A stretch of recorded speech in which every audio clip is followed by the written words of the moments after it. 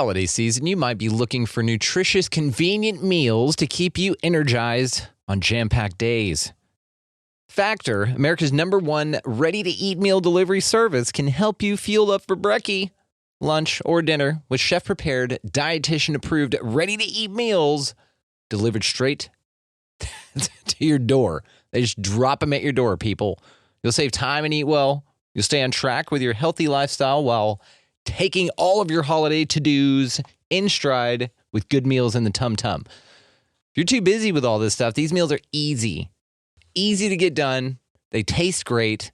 All you've got to do is head over to factormeals.com/expandingreality50 and use code expandingreality50 to get 50% off. That's code expandingreality50 at factormeals.com/expandingreality50 to get 50% off. A choice right now, between fear and love. It's just a rock. Out of the dark night of ignorance and into the shining light of truth.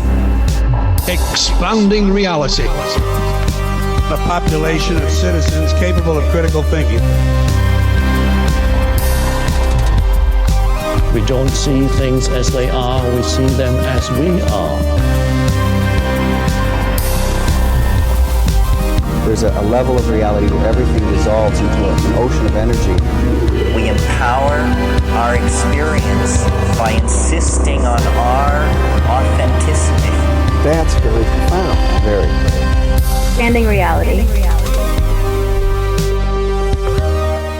Welcome to Expanding Reality. I am your host, Brandon Thomas. On this episode, a very special one, we have Kiera Liferidge comes by and talks to us about the Zen Elephant.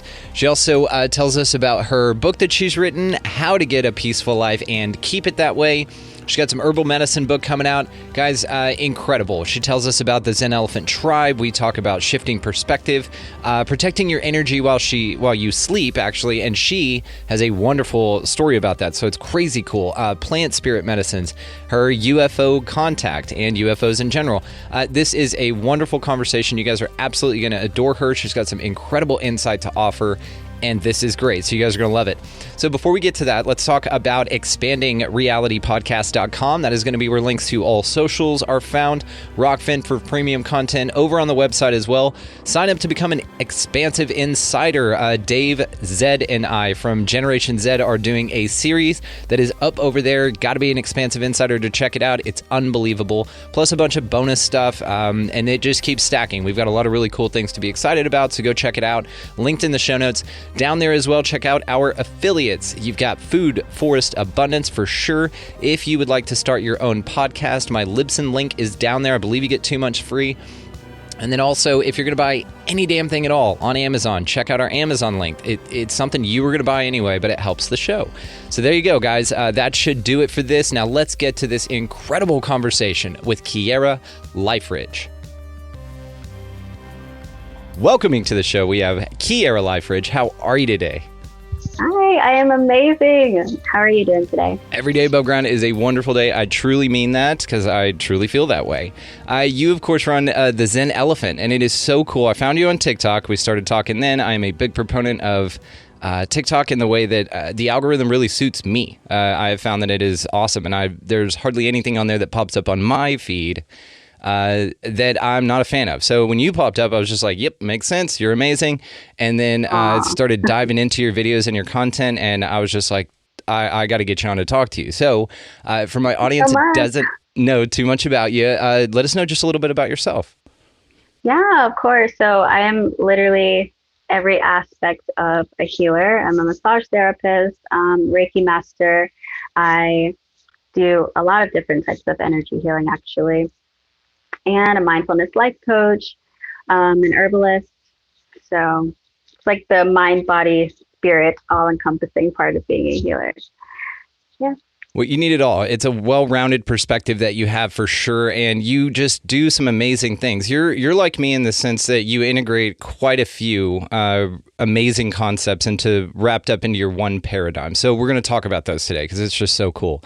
So a movement of conscious creation and inner peace. So what made you want to start the Zen Elephant tribe? Tell me about that.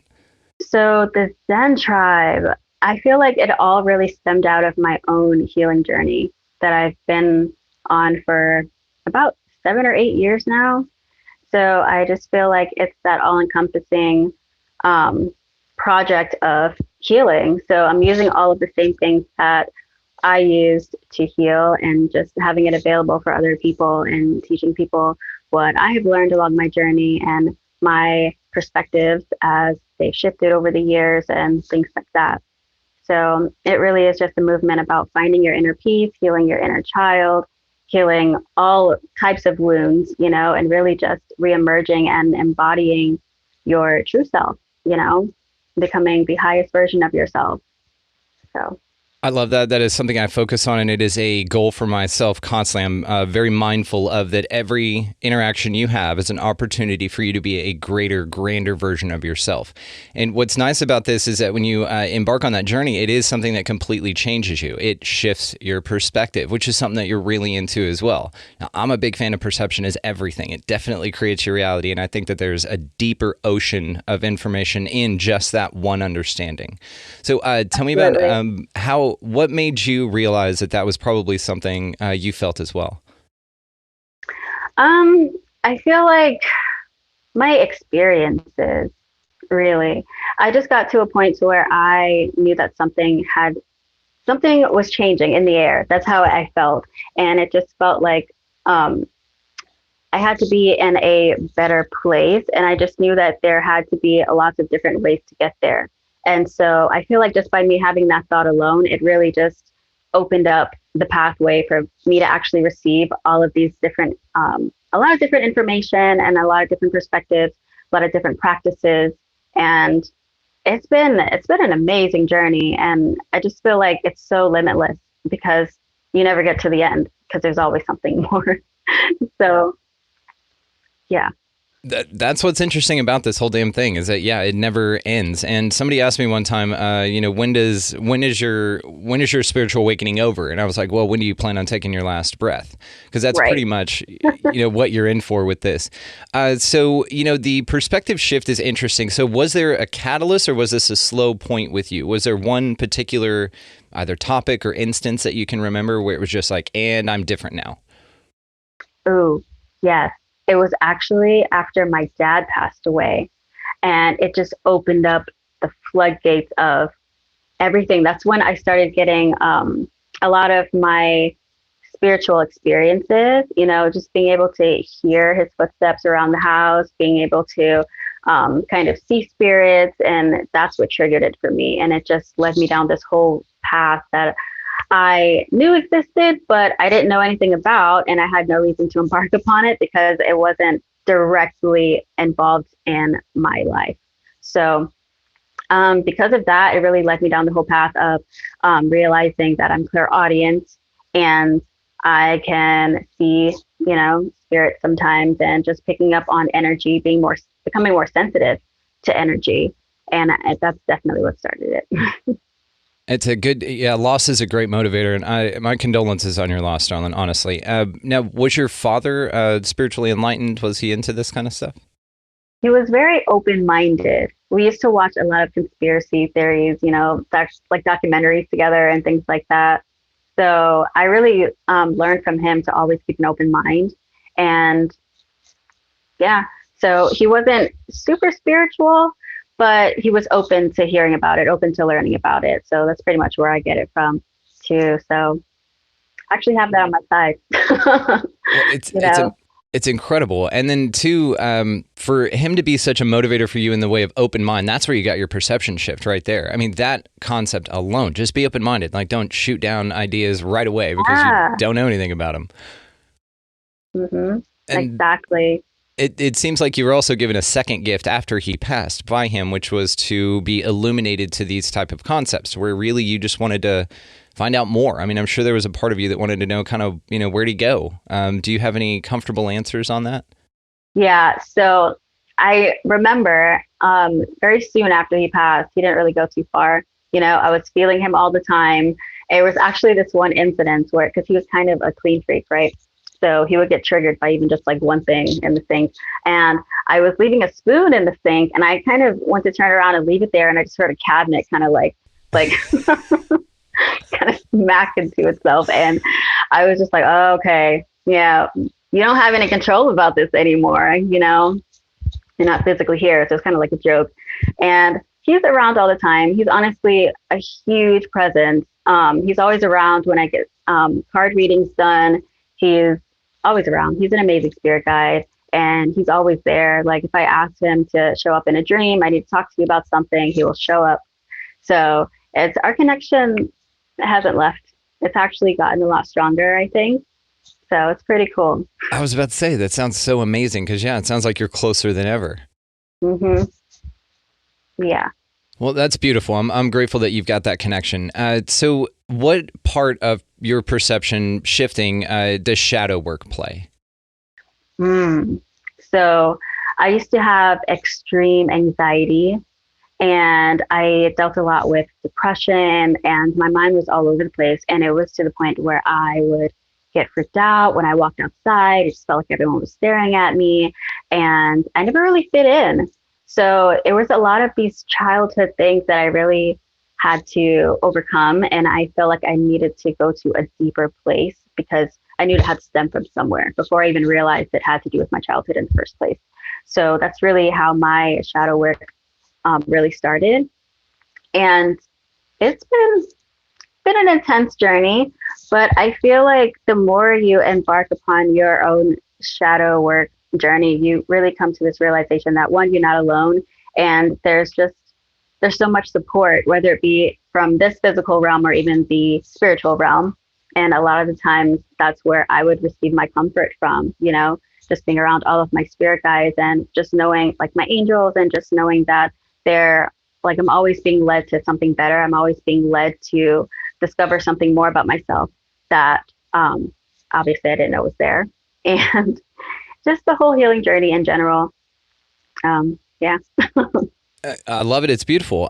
So the words shadow work rather, are thrown around quite a bit, but I'm not sure that people seem to have different definitions or interpretations of that. So I'm honestly just curious for continuity's sake here. What is your definition, or how do you think about or articulate to other people shadow work? I always say that it has something to do with healing the deepest and most darkest parts of yourself that sometimes people just don't want to face. You know, it's your shadow. So it's like a lot of people don't want to confront it because sometimes it has to deal with a lot of shame, a lot of fear, sadness, you know, just a lot of very repressed feelings and emotions and experiences. And it's like, these are the things that hold the key to such a great transformation within yourself. And it's like, these are, you know, some of the most monumental lessons that you need to learn in life. So it's like when people don't deal with these things, you just end up repeating these same cycles and kind of adding on to the shadow when you could just kind of, you know, dive deep, go all in, nip it at the butt, and, you know, just come out a whole brand new person. And of course it takes time, but I feel like shadow work, it's a lot deeper than sometimes people make it seem, you know. Yeah, one of the ways, I've got a good friend, Christopher the Astro Medium, and I believe the first time he was on my show, he was talking about this metaphor of that you're basically like underwater, and the things holding you down, or the things you need to deal with, are like chains or strings and holding you down and weighing you underwater. And every time you dive into shadow work, every time you heal a part of yourself, you release one of those chains and ascend a little bit higher. So you're that closer, right, to freedom, to air, to not struggle. And there's also some people who, this idea of just terminate the ego and get rid of the ego. And I completely disagree with that. What are your thoughts on that? I disagree because I feel like you need aspects of your ego. You know, you can't just get rid of it. I feel like there should just be a balance, you know, like don't let your ego take over too much. And, you know, there has to be a balance with everything. We live on a plane of just complete polarity, like, you know, good, bad, beautiful, the ugly, like you find your balance. You know, I feel like that's how you truly master being a human being, you know? So that's what I think about it. I could not agree more. It is a balance. And then, one of the ways I've kind of described it is whenever that ego pops up, you know, it's gotten you to this place. And, you know, egos are very necessary for this environment. It helps you survive. It helps you not fall off a cliff or a loud noise, that something's coming, you turn around, you're like, oh, I just survived something that if my, instinct to survive hadn't have been there, I probably wouldn't. So it's a very necessary tool for this environment. But also, I completely agree with you that mastering it is very important. You see this metaphor in Peter Pan, whenever he's chasing his shadow around and he's trying to sew it back on his feet. It's that idea that it's not only something else completely, but it's part of you, and that you need it to be a part of you. Absolutely. I agree with that 100%. I did not think about the Peter Pan like that. I haven't seen it in a long time, but that's really good. I didn't notice that before, but I absolutely agree. Yeah, it's needed. I agree. I completely. And so when we talk about shadow work, it's just something I thought of. I was like, yeah, maybe that's why Peter Pan was chasing his shadow around and so obsessed with making sure that it was back, because he didn't feel whole until it was back. But that's like a dark, mischievous shadow, side of yourself, right? But it's still you. It's still very much part of you. So you can't cut your nose off to spite your face, right? Exactly. You got to own it. You got to own it, accept it, face it, and really just deal with it, because, you can't keep fighting yourself. That's all you're really doing. Anytime anyone is battling with, depression or anything really dark, it's just a constant battle with yourself. And sometimes you just have to let it go and surrender, because that's the only way you're going to get through it, is if you surrender and face it, Yeah, I completely agree. And everyone has different methods for going about this. So again, just for continuity, because I'm sure my audience is curious for a variety of options here. When something, let's just use an example. When something pops up as far as something that you need to deal with personally in your life, how do you approach that part of yourself that you need to heal? I have this whole self-analysis that I do, and it might be a little, I wouldn't say extreme, but I, first of all, take a few deep breaths, and I just kind of sit in the meditation. And first I kind of ask myself, why am I being triggered by this? What does this mean? Where does this stem from? And how many times have I repeated this? I kind of go through all of these, this whole list of things in my head, and I journal it out. I kind of just sit in silence. I like to listen to a lot of Native American flute music, and sometimes it gets me in my zones where I can just kind of center myself, because I feel like that's the first thing you really need to do when you're doing any type of self-analysis. You need to center yourself so that you can actually go within and receive the information. So, yeah. And I just kind of look back at older past experiences and kind of seeing certain cycles play out. And then I'm just like, oh, okay. Yeah, I see how this started. We're going to have to fix this. So it's, you just got to go within. That's the only way. I could not agree more. And it's interesting because this place is kind of like lessons that you learn are kind of like an instant replay thing, to where you really don't get it until you look back at it. It's very challenging to walk into something with innate detail of how a situation is going to turn out or how you feel about something having not experienced it. And so, yes, this is important. It does feel like failure, but really it's not. It's the most valuable way to learn something, is to screw it up. Do you agree? Oh, yeah, I absolutely agree. Can't have success without failure. You have to mess up. You're human. First of all, nobody's perfect. And it's in order to experience the light and the glamour of things, you have to, go through and process all of the ugly stuff, the things that make you uncomfortable. So that's where the true lessons are, right there. And then you just reborn, and you just keep shedding all of these darker and heavier aspects of yourself, and really just breaking out of your shell and just becoming this beautiful being of light. And that's how I visualize it. It's awesome. Yeah. See, this, just working with people like you, it's because you offer such great insight from a different perspective. That's wonderful. And we're all helping each other, kind of all just walking each other home, right? But I like your approach. I like your method, because it is something that, in my mind, when you were explaining it, it's very cool. You step back, you do the observer thing. You're like, hang on, like the Saved by the Bell thing when Zach was like, time out, and then everything just kind of stopped, right?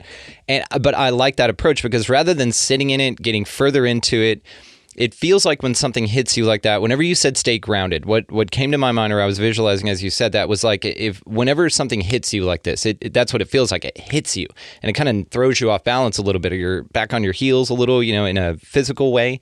And it feels like you've lost your footing and you're not as grounded or stable. But what that process that you do tells me will offer you is the ability to do grounding. It's you kind of readjust your footing and you go, hang on, like, and then you walk through a process of steps, which are an evaluation of how you feel. So that right there is not only the first step is realizing it, but also being mentally able to walk through a list of why. Like, why do I feel this way? Where has this popped up in the past? So it's a very actionable way to change your life. Big fan of this. Absolutely. Yeah. And, trial and error. I had to learn to get to that space, because I do have a rule, and that rule is to just not spiral. Whatever's happening, whenever you get triggered, whenever something's not going your way, just do not spiral. Don't add to the chaos with your thoughts or your energy in general. Just stop. The first rule. Stop. Center yourself. Figure it out. If you can't figure it out, that's okay. Take a nap.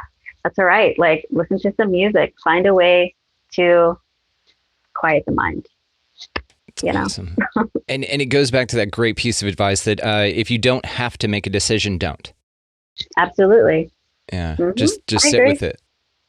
Sometimes you just have to feel it. And that's something that a lot of people don't really like doing because it doesn't feel good. And not everything was really meant to feel good when it's a lesson that you're supposed to be learning, whether it be patience or whatever the case may be. But it's better to sit with it. And it actually releases a lot quicker when you do. Yeah, it does, because you're giving it attention. You're making it feel heard and validated. So there's something actually that I've just kind of thought about lately. I'd like to bounce off you if you don't mind. So the way I kind of approach this thing is that you don't deny it. Like a lot of people, exactly to what you just said. It's not comfortable to do this and to experience this stuff, but it's very, very necessary if you are on this journey of moving forward. This is what's interesting also about this path.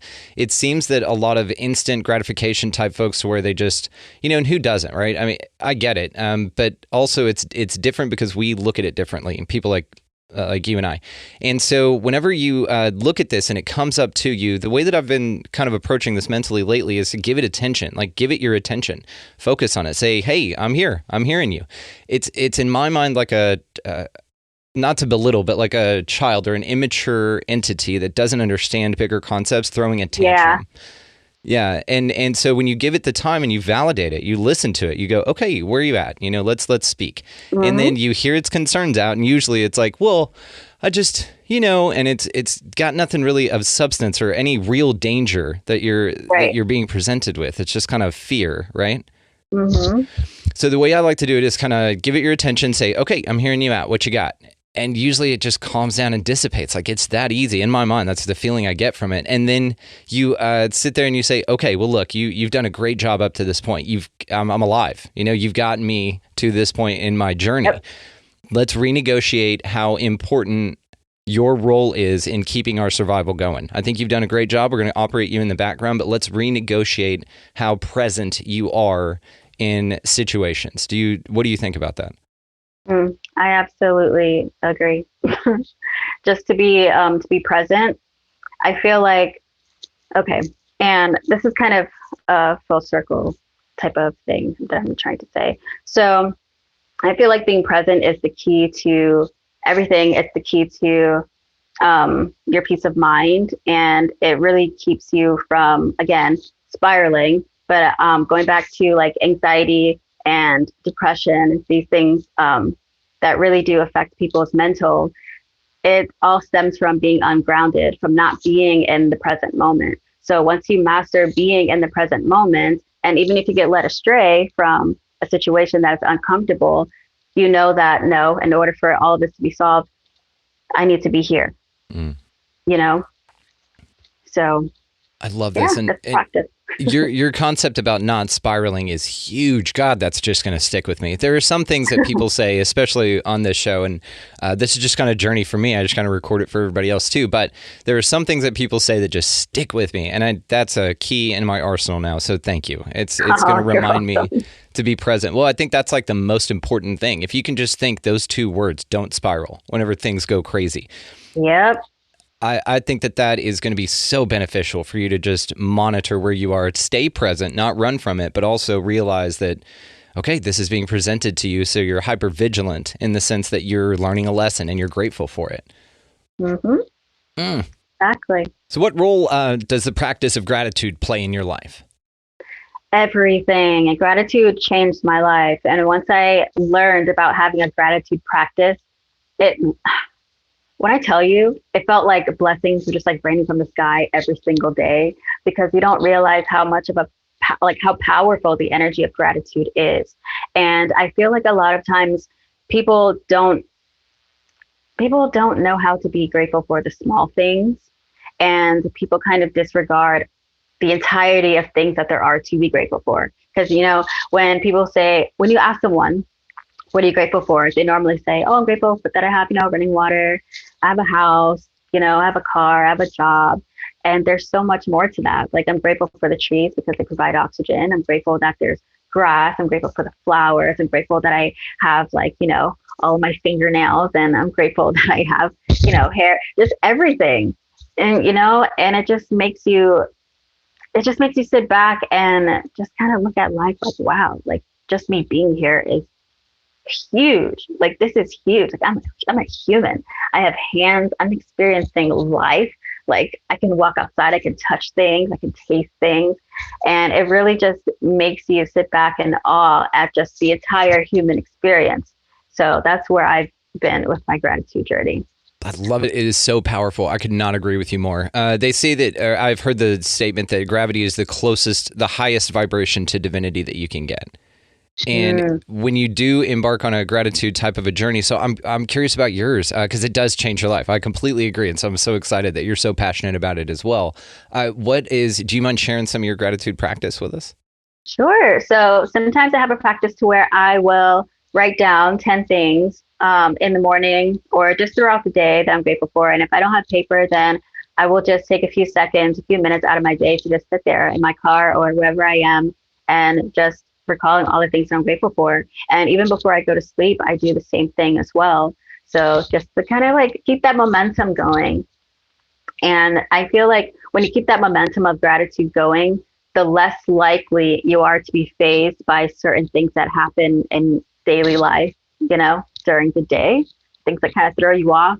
And it just, it shifts your vibration to one that is like almost like unfuckable, if you will. I love that. Yeah. So yeah. Well, let's combine a couple of these concepts then. So let's say that you are in a situation to where you are now presented with something that we recognize as shadow work or an opportunity to grow and something that you want to address. So how would you apply gratitude to that 2-word don't spiral? Gotcha. Okay. So I've actually had a situation to where I was kind of stressed out at a job, right? And I knew that it was time for me to leave and all of these things. But instead of me just going down the rabbit hole of darkness, just complaining about everything wrong, it's like, you know what?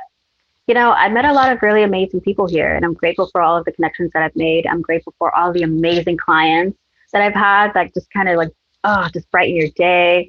Just going, there's always something grateful for in the darkest moments. Okay. It doesn't matter what it is. Even in death, there is beauty. So it's like just finding that glimmer of gratitude in every situation, because there always is something, and I feel like that can just like catapult you just along your entire spiritual journey of life in general, because you're choosing to see the brighter side of life, the brighter side of every situation. And yeah. Mm-hmm. So I'm very fascinated with this as well. Could not agree with you more. Well said. What do you think to people? What would your response be to people that say that that's delusional and that this whole thing is delusional and you're living in delusion? There's no truth to this. What would you say to those people? I feel like those are the people that kind of like living in their misery. And and I mean, I kind of feel bad for them in a sense, because life is too beautiful to be stressed out. Like, you have to find some happiness in the unhappiness. Okay. Like, I get that all the time, because a lot of people are like, oh, Kiera, you're just so like a little fairy. Like, you're just so positive and happy and bubbly all the time. And I'm like, because I see beauty in everything. I see beauty in everything, everyone. And it just makes life a better experience. So why not keep doing it if it makes me feel good? Why do things that make you feel bad? That's it's just weird, you know? There was a position I applied for at my old job that was a promotion for a team or whatever. Anyway, so somebody else was in that room and told me the reason I didn't get the job. The note from the manager, way too positive. Can you imagine that shit? No way. No, I'm not kidding. I'm not kidding. There is an attitude issue that people have who like to live in their misery, just like you said. They can't stand positive people. And so why would there be someone that he wants to get on his team that's based on misery? You know, hindsight, right? Why would you get somebody that's too positive on there? That's going to screw everything up, right? Wow. Isn't that crazy? I was like, there's no way. He said I was sitting right there. He goes, that's what he wrote down. Way too positive. Way too positive, by the way. Not just too positive. I am far too positive. How crazy is that? I was like, those are the people that, oh, wow. Oh, man, that's really gross. It was just an interesting observation in humanity. I was like, I thought that's what we were going for here. You know, and I thought it's a customer service-based industry. So I was like, is this a customer complaint that we're too positive? You know what I mean? Yeah. That we're too helpful and too optimistic and taking care of their needs. It's just interesting. So I am super curious because you had a video that I saw about protecting your energy while we sleep. So now, you know, we've got to walk around, we're mindful of energies. And then now, even when I'm unconscious and flying around, you know, in another dimension, I've got to put my body on some sort of safe mode, like the Batmobile, remember in Batman Returns when he pushes the button and it locks up? Okay, is that kind of what you're talking about? Yes, completely lock it down. I have noticed huge differences from when I forget to kind of protect my space at night than when I do.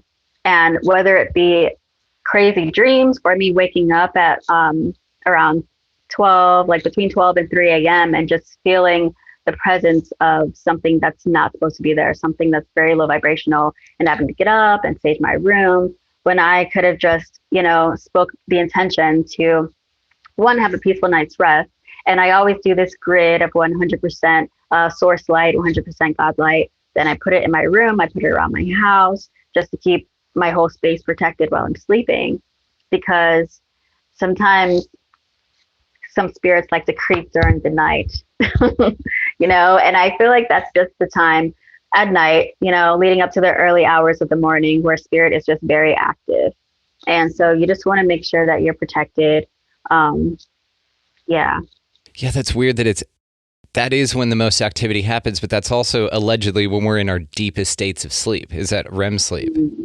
Mm-hmm.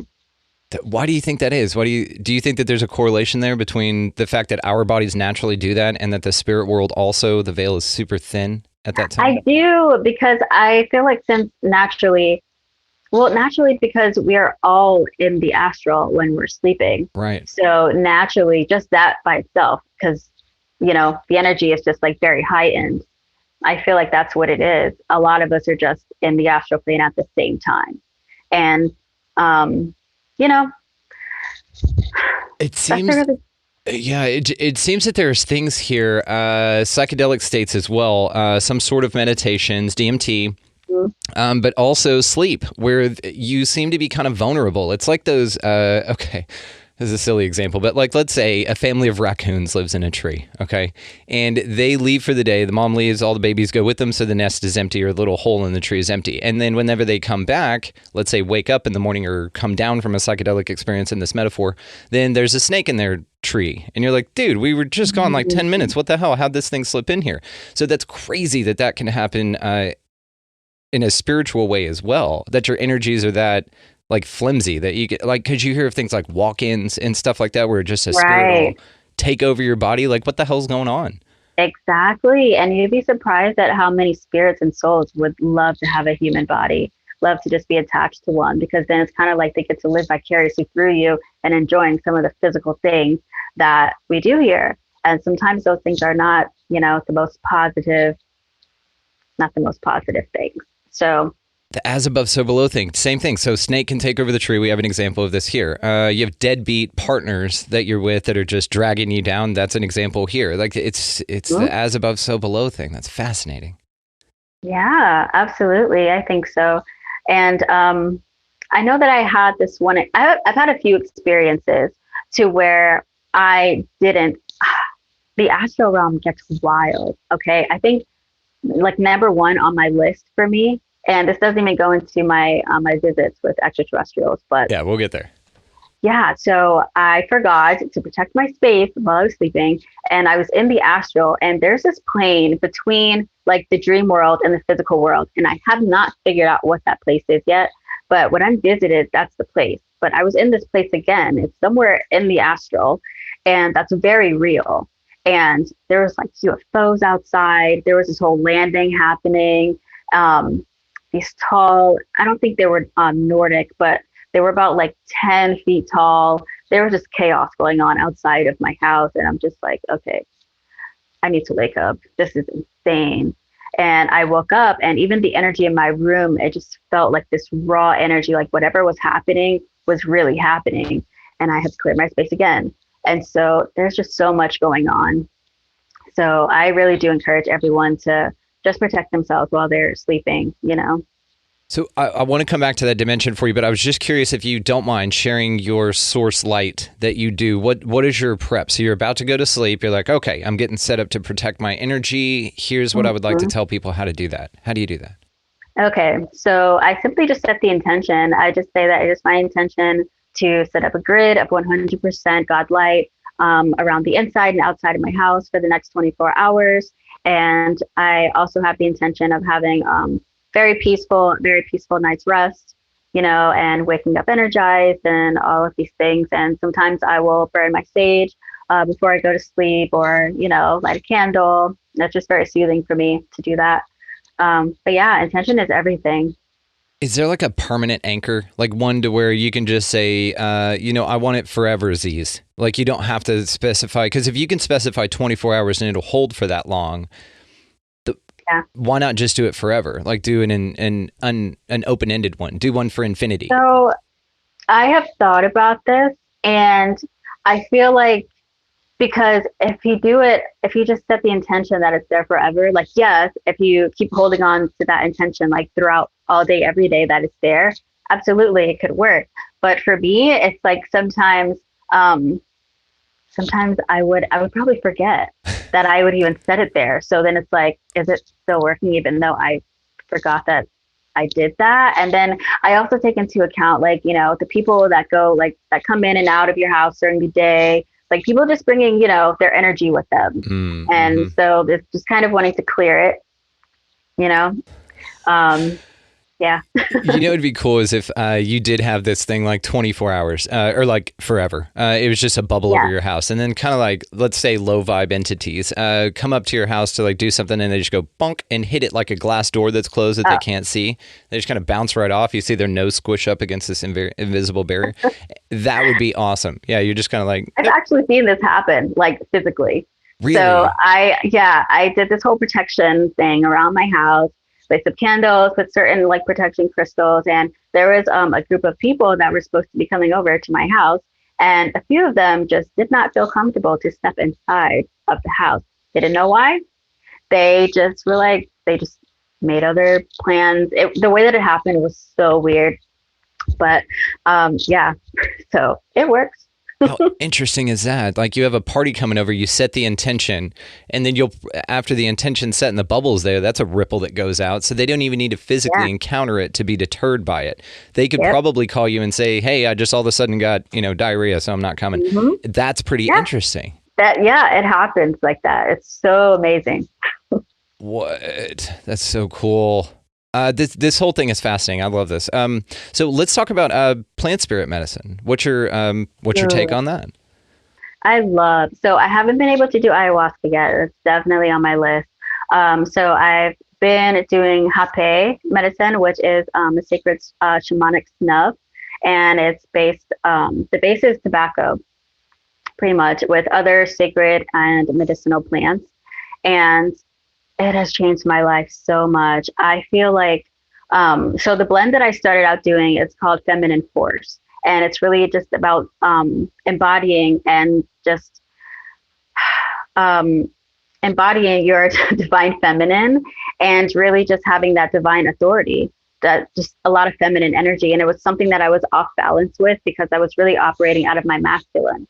And so the first time that I did this blend, it really like hit me. it hit me so hard, and I literally cried for like 20 minutes. I went through this whole like purge just emotionally. And a few months after that, because I try to incorporate it not every single day, but at least every other day, just as a meditation, and the difference that it makes during the day. I found myself making decisions like very easily, swiftly, like with authority. Like I was getting a lot of things done for my own business. I was more creative. I just had this whole like divine, like goddess presence. Like then that's what it truly gave me. And I love working with plant spirits because one, they actually do speak to you. And I find that so interesting because I know a lot of people who have done like ayahuasca, they say, oh yeah, like the plants speak to you. And some people are like, yeah, whatever. Yeah, no. Yes, you actually do get to communicate with these plant spirits, and it is amazing, you know. And I've done my own hape ceremonies when I'm just in like such a place of surrender and just upset, and they're just kind of like pick your chin up, you know. And you just like see this beautiful Native American woman, and that's who I see sometimes when I do certain blends. And she's just in this forest with me, just talking to me, and it's just amazing the amount of support that we actually really do have here, like in the spirit realms and just with plant spirits. And it's phenomenal. It's amazing. So, and do you have the apparatus where you blow it up? It's like the two-way thing? I do. My Caripe, yes. I do have it. Caripe. Caripe. Okay. That's awesome. Okay. Yeah. And I've seen people do that. It looks terrifying, but it looks awesome. Like I would totally be on board with this. I've just haven't gotten the opportunity yet, but I know I will. So I wanted to ask you about your books. So you've written a couple of really cool books. Tell me about that. Yeah. So I have an ebook called How to Live a Peaceful Life and Keep It That Way. And it's really just a list of, like in general, it's really short. It's 10 pages. And just pretty much the foundation of what it takes to really live a peaceful life and keep it that way, you know, as far as setting boundaries, having patience, being an observer to your reality, you know, holding yourself accountability. It should have been number one. But yeah, so it goes through the whole list of things. And that is the exact foundation of what I've used to live a peaceful life and how I've gotten there and just stuck to it. Being aware of the energy that you're consuming, whether it be like through certain music or what you're watching on television, and how these things are projecting, you know, their own story into your reality. So just being aware of the energy that you are taking part in. Beautiful and well said. Mm-hmm. Well said.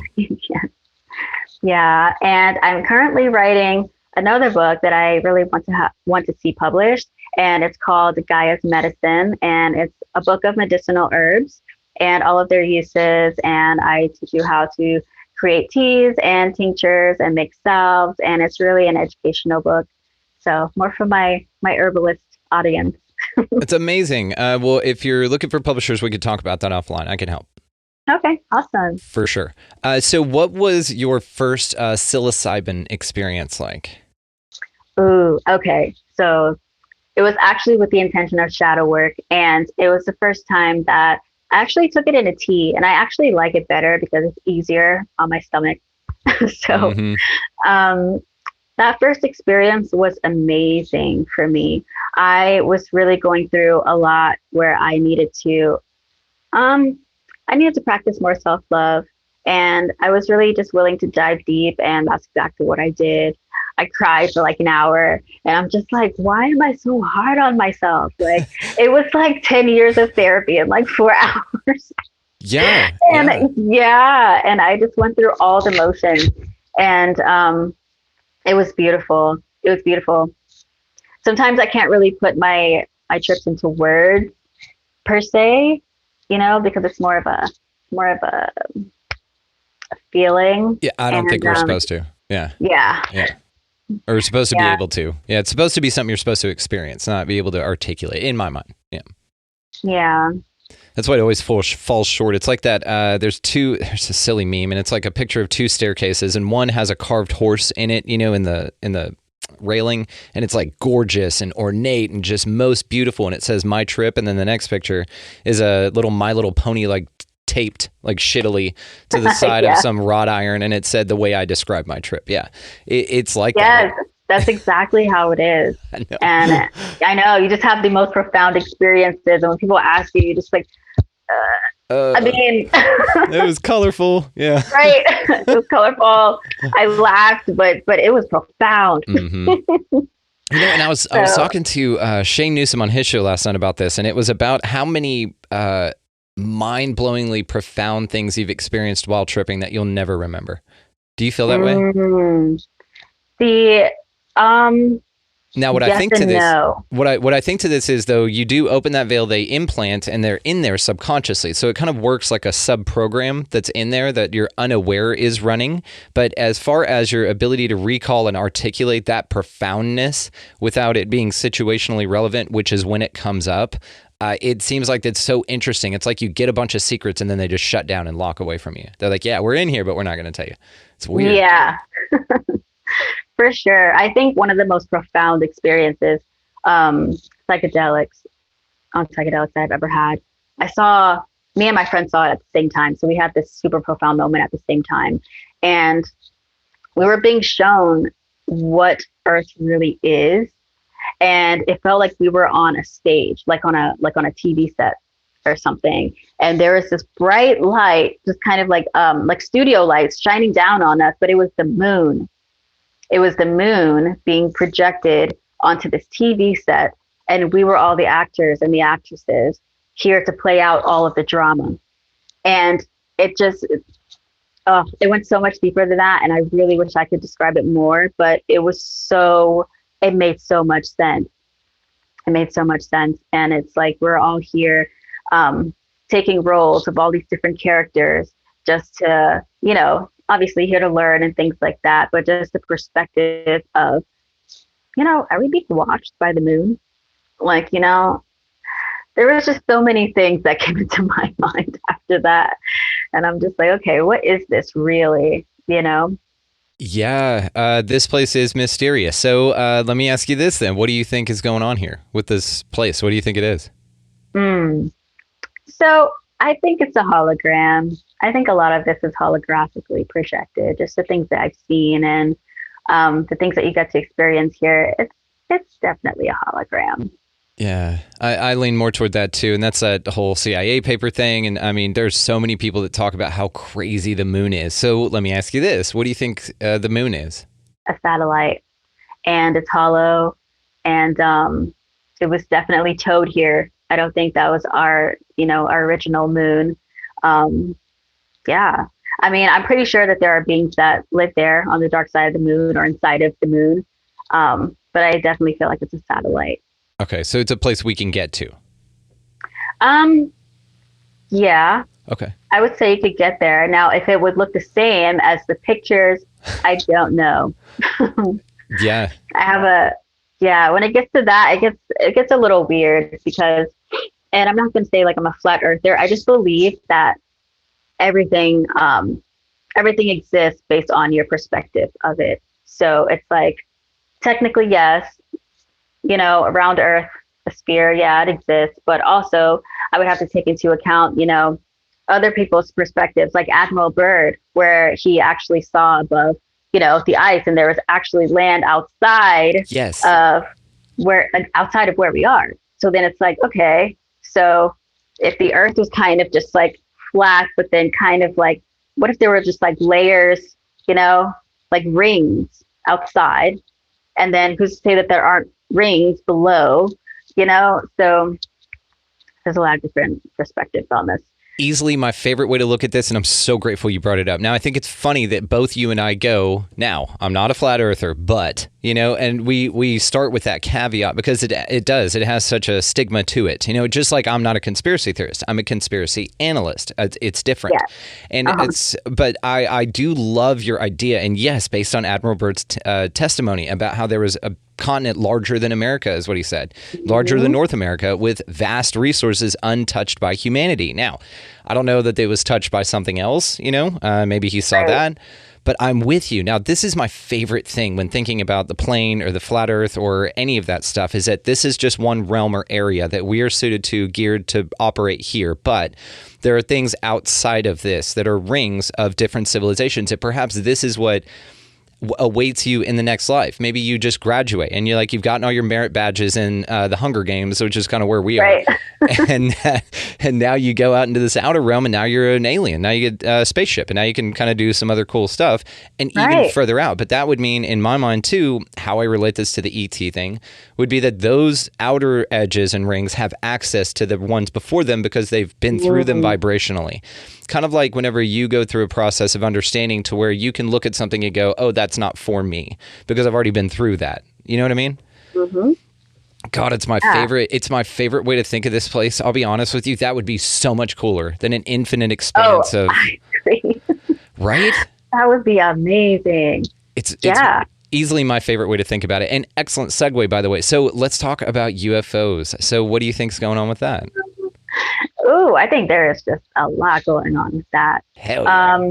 Oh yeah, because I feel like at this point there are just so many beings here. Everyone's got their own type of agenda, and I'm loving it. I've been waiting for all this to come out for so long because I was tired of just being, the conspiracy theorists who just oh aliens. I'm like, yeah, aliens, And I've gotten to the point to where, I remember my first UFO experience that I've seen, and it was actually in my neighborhood. And I was driving home with my cousin, and we just see this bright white orb just sitting above the trees. It was probably 10 feet above the trees, and this was at nighttime. So it's the street lights are on, and there's just this huge orb of light floating above the trees. And he was like, "What is that?" And I was like, "I don't know." So naturally, I was kind of pulled over, on the sidewalk, got out of the car, and we're just staring at it. And that's how close it was. And we were just like, what is that? And not making any sound or anything. And we stood there for about 10 minutes. And then I guess my cousin started getting freaked out. He's like, all right, let's go, because I think this is an actual spaceship and I don't want to get abducted. How big was it? Oof. Okay. So as far as size, kind of hard for me to gauge. I would probably say I'll say 10 feet. Okay. 10 feet wide, just a huge orb. Mm-hmm. And what's interesting is the glow will extend past the structure. So we talk about crafts that come and land that are not light's not coming from inside them, but it itself is illuminating and resonating light out of it, like some people say the moon does. So when it lands, there's a structure of a craft in there. Now my question is were you able to see the structure of anything in there, or was it just a blinding? Yeah, I wasn't able to see the structure of this one at all. It was just, I think it was just too bright. And it was kind of like looking at a less dense sun. That's what we're staring at. But it was just very white, very white light. Interesting. Mm-hmm. So there's this thing called the Oz effect. When high strangeness occurs, it sometimes will be a part of it where you hear no sound whatsoever when strange things happen like that. Were you able to experience any sound, dogs barking, other cars driving by, or anything, leaves blowing in the wind, anything like that you can recall? There were actually some cars in the back, yeah. So there were cars, but I guess they just didn't notice. But it's not 100%. It's just something that the phenomena tends to something that tends to be associated with the phenomena as well. And if it happens, it's overwhelmingly noticeable. That's why people report it so often. It's called the Oz effect. It's fascinating. So, I can definitely see how that would happen.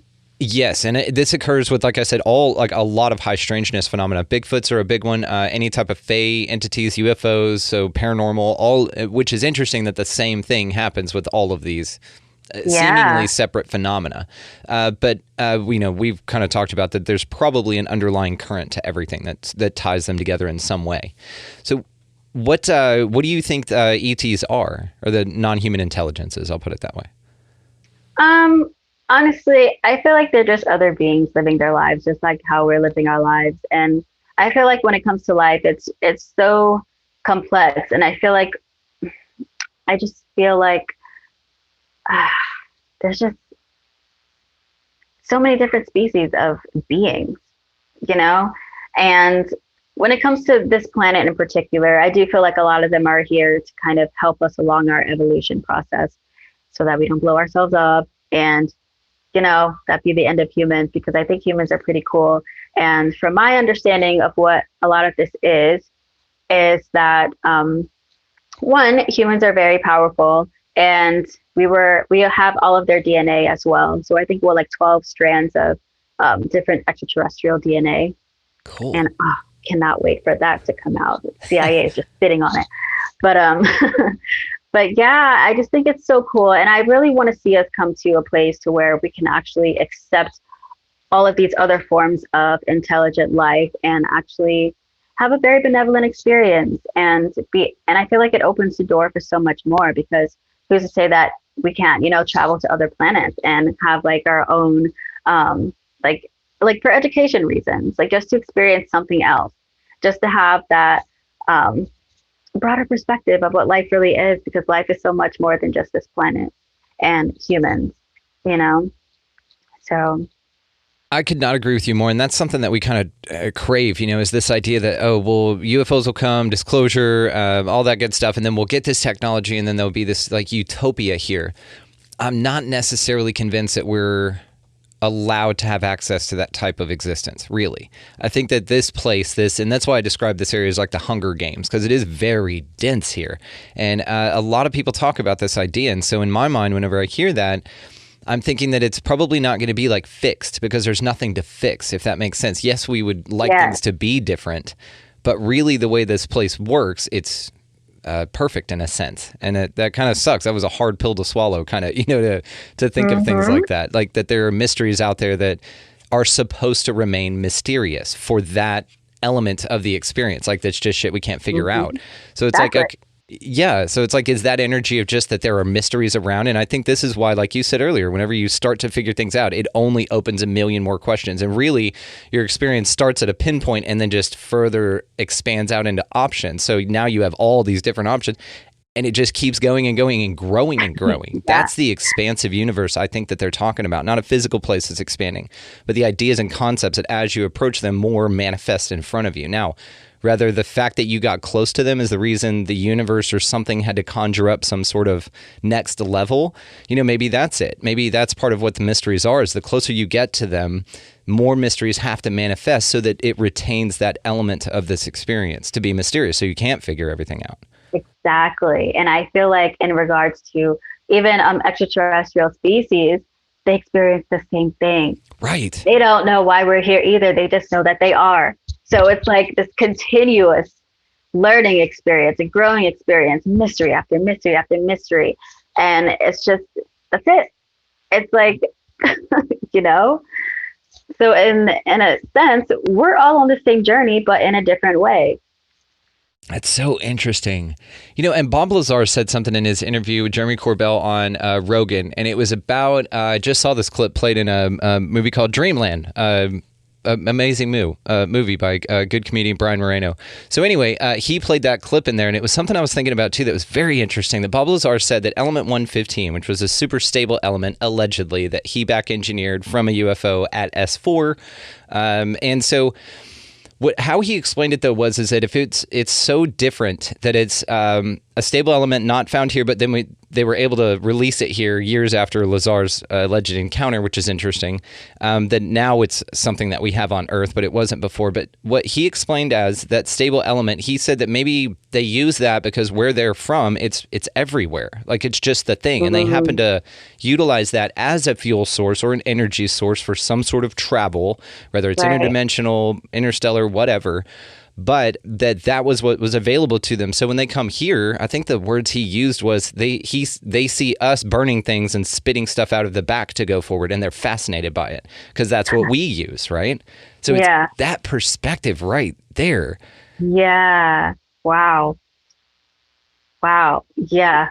It's mind-blowing, right? So you're just like, they're just as curious about us. So like, why are these monkeys doing that? That's crazy. Hang on. They have these things called trains. Like, what is that all about? It's weird how they look at us. They're probably just as fascinated.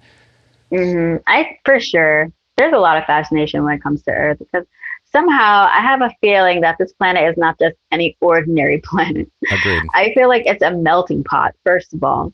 I feel like that kind of leads into another conversation, but I feel like this planet is a melting pot. Everyone's just here to learn about Earth because there's something about Earth that has to be that fascinating, Yeah, we go hard. Yeah. Oh, yeah. Oh, for sure. Probably the such a broad range of polarity here, like why do humans think the way that they do? A lot of times it's way more complicated than what it needs to be, from, from other beings' perspective, So Yeah, it's an interesting thing. And, some people talk about that we've fractured so much, this unity consciousness idea to where we're all one experiencing it self-subjectively, that we've fractured so much that these, desperate attempts, this insanity going on, that from our perspective looks very unbalancing, but that's its point. It's supposed to shake you up like your observation of shadow work. It's supposed to rock you. And so as perhaps a mechanism of reassimilating itself into itself, you know what I mean? And that's why it gets so dense and things get so crazy, but it does help. You've noticed it with this awakening process. You even said there's a shift in the air and we all feel it. It could be, a mechanism of that. Mm-hmm. So I want to know about the time that you were visited by some interesting creatures. Will you tell us about that? The time I was visited by the Greys. Mm-hmm. Yeah. So, funny story. So, I bought this baby gray, like baby doll from Amazon because I thought it'd be cute to have an alien baby doll. Why not? And I named her Maya, and I took her with me everywhere and put like little cute clothes on her. All of this for about like 2 weeks. And it was interesting because my mom just kind of looked at me one day and she was like, I just have this weird feeling that she's like, they're going to visit you. And I was just like, yeah, okay, Mom, whatever. Went to sleep that night. And so it wasn't sleep paralysis because I've experienced that before and it's very uncomfortable, but it did feel like I was trying to wake up and I couldn't. And I just kind of, have you seen what CERN looks like? It kind of looks like a portal with just like lights around it. And then on the inside, there's even more light around it kind of thing. That's how it looked, but they were kind of yellowish light. And it kept spinning. Like the one on the inside was kind of spinning clockwise. One on the outside was spinning the opposite way. And I remember just thinking, this is very uncomfortable. Like I need to wake up. I don't like this feeling. So when I did wake up, I was in my room again and I just kind of looked towards the end of the bed and there is this gray standing at the end, like the edge of my bed and like just staring at me. Oh, and I freaked out. I was like, oh my God. And I grabbed my phone and this was in that in between. I don't know what this area is between the dream realm and the physical, but it's this very real plane, like in the astral, but everything's happening for real. That's the only way I can explain it. And I grabbed my phone and I called my best friend and I'm like, there's a gray in my room. And so what ended up happening was I looked to my side and there's like this little toddler gray, like with his hands like on my bed, just kind of looking at me. And I think the taller one that was standing at the edge of my bed, he started to get a little anxious and freaked out. So he ran and he left something on my dresser and then ran out through the wall. He ran through the wall of my room out of the window. And so I'm like, oh my God, this being just walked through the wall. There was so much I was trying to process. And I looked over to my dresser and I saw what he left there. And it was this ceramic statue of a human hand holding a gray's hand, just like holding hands. And I remember that it said something about the hybrid children program. I forgot exactly, but it said hybrid children, something. And I turn around and there are these two other people in my room saying that they were sent to me for me to heal them. Now they looked human, but they were telling me that they were some type of hybrid and they needed me to heal them because they heard that I was a healer. And I was confused because I didn't really know what to do with that information. And so a couple of minutes after that, I just woke up and I had to process all of this because I'm like, what just happened? Yeah. What a hard flex for your business, though. I heal aliens. I heal alien hybrids. They come to me. Right? It'd be cool if they could give you some sort of reference. That's really, really cool. So many questions. Okay. So when you saw the entity at the end of your bed, the taller one, did you see what you remember seeing? Was it just pretty stereotypical gray? So this gray had a smaller head. I know a lot of times when you see like a gray, you see like a big head, big round head with big bug eyes. This one had a smaller head, was kind of oval, smaller head, still had big eyes, but they were like a little slanted. Yeah. And it was physically gray in color, like an off blue or something? Yeah. Yeah, like an off bluish gray type of color, very skinny. It was probably because he was standing like in front of my altar space, so he was probably about like 4'6", give or take. It's interesting because like even in the Travis Walton account, they were smaller headed beings, but they were like beige in color. Even Whitley Strieber talks about this in his book Communion. They weren't really gray. They were kind of a different off color. The publisher made him change the cover of the book. Anyway, they didn't think that was interesting enough. So, which I find very interesting. What was I going to ask you? Okay. But what's interesting about this too is a lot of people say, you mentioned the slant eyes. Now, would you say that they were more large and oval shape or more, I mean, do this as respectfully as possible. There's a lot of people that say that a lot of the entities they see would pass as Asians on the street. Like they could walk among everyone and just be blend in with Asians. Now we hear this about Pleiadians and stuff too, but one of the more common occurrences would be this Asian style entity. Was it something like that or? Nope. Full on extraterrestrial. If this being was walking in a crowd, like everyone would be freaked out. Gotcha. Okay. Yeah. So.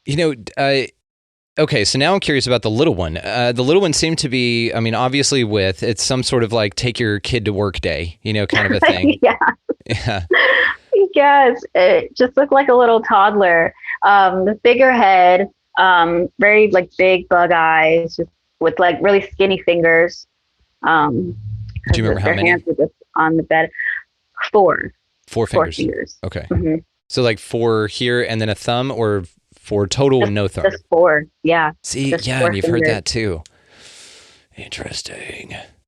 Okay. Yeah, he's kind of like little bloop bloop. We just have to drop this statue off real quick. Just don't touch anything. Your mother will be home later. It's like, God, I got a babysitter called in. I bet they have the same kind of problems. What do you think? Oh, yeah, for sure. I would like that. Get the baby, but yeah. Right. Couldn't get a sitter. She called in. So, but I got to do this, union. So do you still have the statue? Was it a physical thing left, or was it just something that you... No, I woke up and I checked and I looked at it and it wasn't even there. I was so hoping that it was going to be there. I'm like, oh my God, I'm going to have proof. Damn, yeah. Yeah, no. So do you think you're a hybrid of any kind? Yes. Do you really? I haven't narrowed it down, but ever since I was a kid, there was just a lot. Because, and I don't have anything against, like religion or Christianity or whatever, but I grew up in a very Christian, like, household. And I remember being, like, a little kid, like, sitting up in my bed at night, just thinking about how expansive the universe is.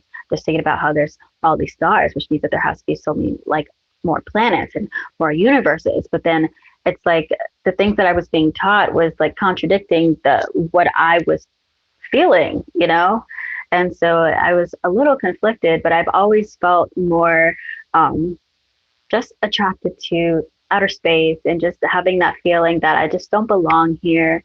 And I never really fit in, growing up. And so there was always I always knew that I really wasn't from here, which when it comes down to it, no one's really from this planet. So we're all star seeds, hybrids of all kinds. We've been all over the place, and it's just I feel like some people are more aware of it than others. Could not agree more. Have you had any other interactions with any non-human intelligences? Yes.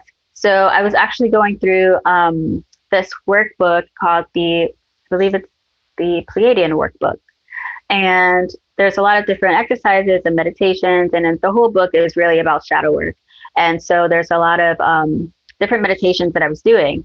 And I was actually visited by a Pleiadian woman in the same space, the same astral realm, because there was this meditation that I would have to do in the morning as the sun was rising, facing the east, just kind of focusing on the sun and son's energy, right? And so I woke up, and it's like she was waiting for me. She was kind of leaning on the wall, like an older woman, blondish, gray hair.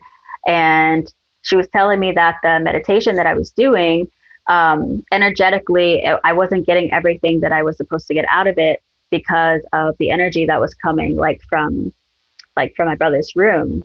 So my brother's room is like across from mine. So she told me that I needed to clear his energy field. And she was like, "Do you have a rattle?" And I said, "No, I don't have a rattle." And it was funny because I have sound bowls scattered all over my room. And she kind of picked up one of the sticks to play the sound bowl, and she kind of tried to shake it. And I'm like, that's not it. And so out of nowhere, I just kind of found this rattle. The astral, right? Everything's possible. And so I got this rattle, and all of a sudden my brother is standing by my window, and she told me to start at his crown chakra and just kind of work my way down and clear his energy field. So I did. And so my brother is on the spectrum of autism. He's high functioning autism. So sometimes his energy is kind of like all over the place, you know? And the next day, his energy was completely changed. He was so mellow. And my mom actually came to me, and she was just like, "Is your brother okay? Like, did he take something?" I was like, "No, well, I cleared his energy in the astral, so he's calm." Like, this Pleiadian showed up. She told me how to clear his energy. No big deal. She thought it was a stick, so I had to manifest a rattle. Right. You know, beings, they just don't get it. They drive. Right. You know, they can't know everything, I guess. Man, so, that's interesting. Yeah. They have like the secrets to the universe, but they don't know the difference between a stick and a rattle. Like, that kind of stuff blows my mind. It's like, when you know everything, you know, to me, right, I just kind of think that they know everything. But just as what we were talking about earlier, there are things here they don't experience. This is why I think that the grazer entities are so obsessed with like buttholes and genitalia and stuff like that, because number one, they don't have it, and number two, it's kind of it's a portal for us to bring life and to create life in this place, right? And so in my mind, it's something just as fascinating as us burning fossil fuels to them. It's like, wow, we can't do this. Why are they always like rubbing these bits together, and what's going on? And then baby shoots out. Wait, hang on, that's a portal to life. They're obsessed with it, and this is why like cattle mutilation, stuff like that as well. So interesting that they just. I mean, we're all just learning, right? We're all just kind of walking each other home. It's so interesting. Absolutely. Kiera, we definitely have a lot more to talk about, but I think we're going to cap it on this one, darling, because we just, you've blown my mind so much. I have a lot to process here. Again, I just seem to love this because this is the way the universe works, finding you, and now, of course, Soul Sister, your soul tribe for sure. For sure. Just blow my damn mind with this, and you've given me a lot to think about and integrate here, and so I'm grateful for that. And I know the audience is as well. So all the ways, of course, to find you, darling, your TikTok, your website, and your Instagram, and whatever else you want will be located down in the show notes, so I'll check that out for sure. And I just can't thank you enough for your time, and we will definitely be doing this again soon. Absolutely. I look forward to it. This was a lot of fun. Want to take a moment and thank Kiera for coming over and hanging out with us on the show. The Zen Elephant and all the other ways to find her are going to be located down in the show notes, guys, so make sure that you check her out. Thank you so much, Kiera. It was an absolute delight. So also down in the show notes is our affiliate link. So Food Forest Abundance, get your freedom from fear on. Libsyn's down there if you want to start your own podcast. With that link, you get 2 months free. That's who I host through, so that's who I recommend. Also, Amazon, if you're going to buy any damn thing at all on Amazon, go ahead and run it through our affiliate link. It just helps the show. It's as simple as that. Also, Opus, the organization for paranormal understanding and support, is located down there. I'm helping Lester quite a bit. I'm getting very involved in that organization. I'm truly grateful to be part of it. So if you guys have any paranormal experiences, that is the link to check down there as well. They're incredible. And y'all know Lester. He's been on the show. Great friend. Absolutely amazing organization. Also, guys, if you'd like to expand your experience with us here on the show, you can do so at expandingrealitypodcast.com, located down in the show notes as well. Now, that is going to be the links for all socials, merchandise, Rockfin, The lives that we do over there are replayed there, are too hot for YouTube stuff, as well as if you'd like to help the show, you can become an expansive insider over there and sign up for all the bonus stuff that we do. And like I said, it helps the show and it's super cool. So y'all go out into this beautifully amazing place, whatever the hell it is, and y'all pick up a piece of litter. Go ahead and get out of the left-hand lane because that's a pain in the ass if you got somebody behind you wanting to pass. Smile. It's not hard. Smile at everybody you come across. Open doors. You can really shift the vibration just with a simple mindfulness thing like that. Like just pick up a piece of litter. Buy somebody like, hey, let me get that coffee for you. No big deal. Massive, massive difference in the collective. Go out into this beautiful place, guys, above all and anything else, and y'all just be good to one another. Thank you so much for listening. We will see you next time.